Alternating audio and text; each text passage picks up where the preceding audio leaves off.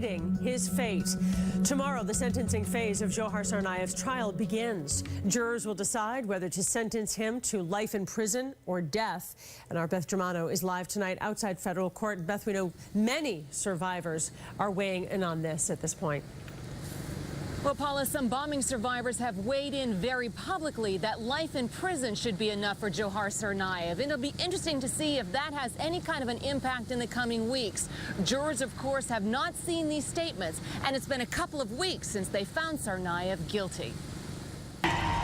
The trial bypassed a sensitive day, the running of the Boston Marathon, where emotions are already running high among marathon survivors. My main goal is to try to put this behind, like everybody else, and keep moving forward.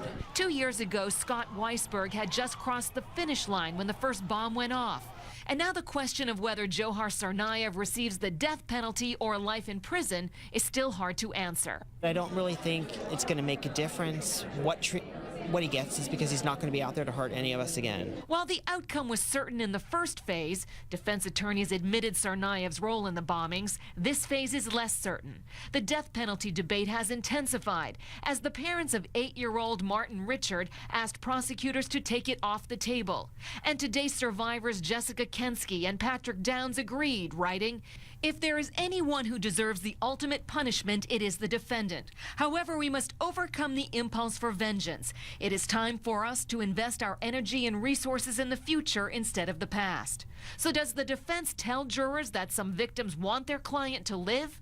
No, I don't think so, because under our system, the views of the particular victims do not create a sort of veto power over the legal system. But it only takes one of the 12 jurors to hold out, and survivor Leanne Yanni says she'll leave it up to them. That's what they were picked to do. You know, they listen to the prosecution, the defense, and what happens, happens. Now, clearly, it will be a defense strategy to try to reach even one juror to spare Dzhokhar Tsarnaev's life.